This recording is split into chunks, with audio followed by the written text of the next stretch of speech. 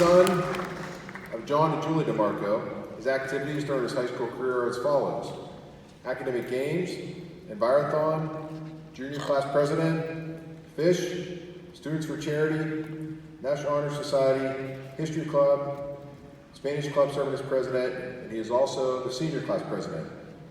This fall, John will be attending the University of Pittsburgh to major in civil engineering. I give you Mr. John DeMarco.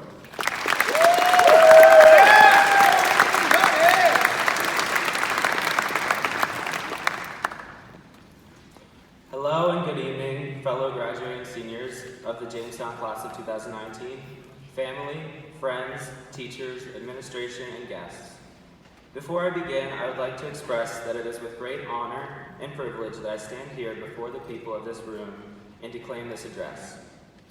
Each person here tonight has had a profound impact on at least one of the graduating seniors, a distinguished duty to be had.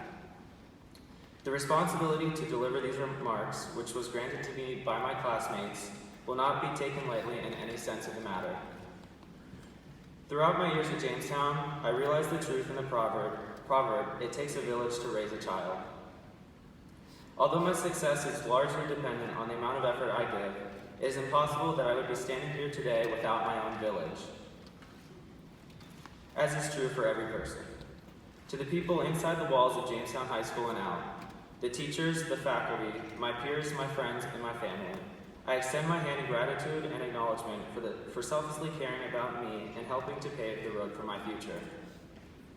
Teaching is not an easy job. I know this all too well because my mother is one of the brave and patient souls in this room that teaches. Every day when I get home, she tells me countless stories of the most absurd and comical things that her students did. I'm certain this is a fact for teachers of all levels. My own teachers have had to intervene in a few skirmishes, like the one on the playground in 6th grade, even up to the one in chemistry last year. They had to handle a situation where a student convinced a friend to stick a paper clip in an electrical socket. They had to engage in disciplinary measures after another student purposely dropped a staple in the floor socket in Mrs. Tipton's English 9 class.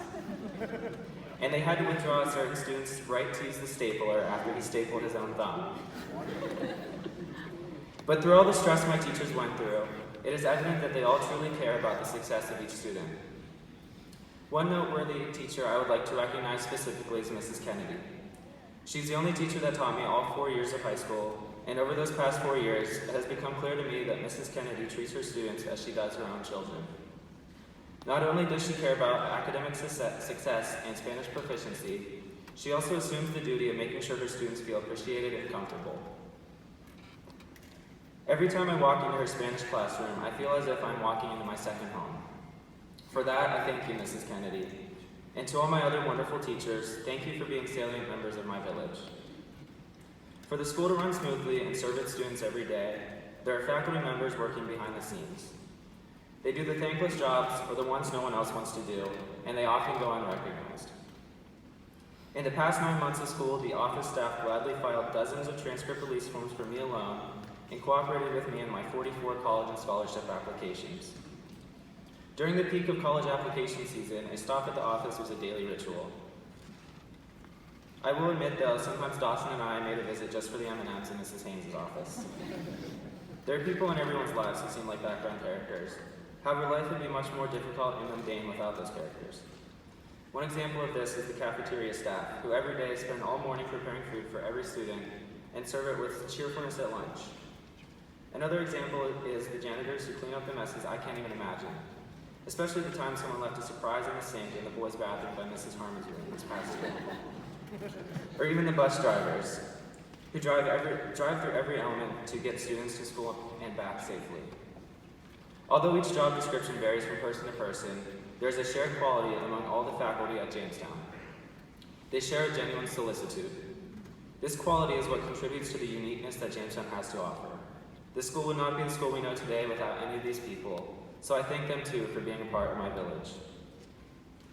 Over the last 12 years at Jamestown, I grew up with an extraordinarily motivated and intellectual group of people. Even early on in our schooling career, our attributes were celebrated by our teachers.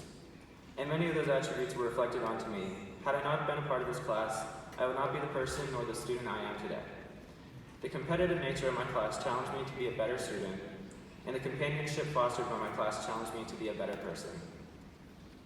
Beyond the influence my classmates had on me, I am grateful for the memories we made together.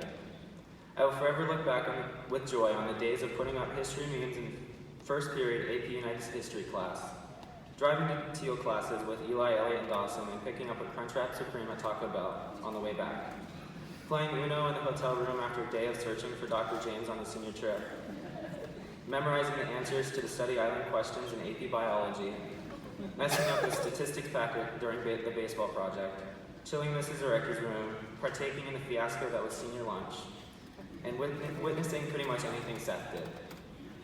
Through the ups and downs, my classmates and friends have made my experience at Jamestown exceedingly greater.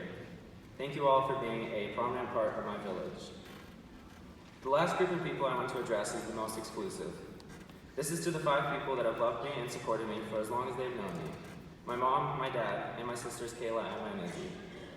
There's never been a doubt in my mind that when I face adversity, these 5 wouldn't be standing behind me.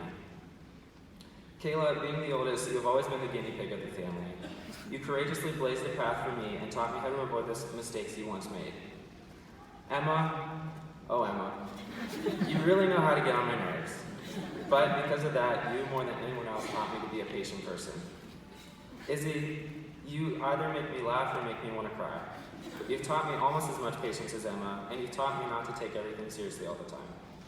As for my dad, you've taught me how to be a man, and I'm not talking about being macho or brawniness. You taught me that a real man is strong-willed, sticks up for himself and for others, and looks out for the people he cares about. To my mom, you've literally been there for me even before I was born, and you have supported me in every decision I've made since. Everything I do is because of you. You inspire me to reach higher and achieve greater. I don't know why I remember this, but you once told me in the parking lot at the bank, go to school, get a good job, and everything else will fall into place. And I've been living by that advice ever since. I want to thank everyone in my family for providing for me, for caring about me, for making me laugh, and for being the most important part of my village. I love you guys. The 12 years of my life flew by right in front of me, and along with it went 12 years of relationships. Looking back on those 12 years, it would be impossible to mention every single person who's gotten me here today in this speech. So instead, I would like to give a general thanks to anyone who has ever assisted me or had any influence on me being on the stage tonight. If there's one thing that I want to say to my classmates before we diverge our paths and experience our own journeys through life, it is to remember that you are not alone in this world, no matter how much it may seem that you are. Remember that it really does take a village, so go and find your village.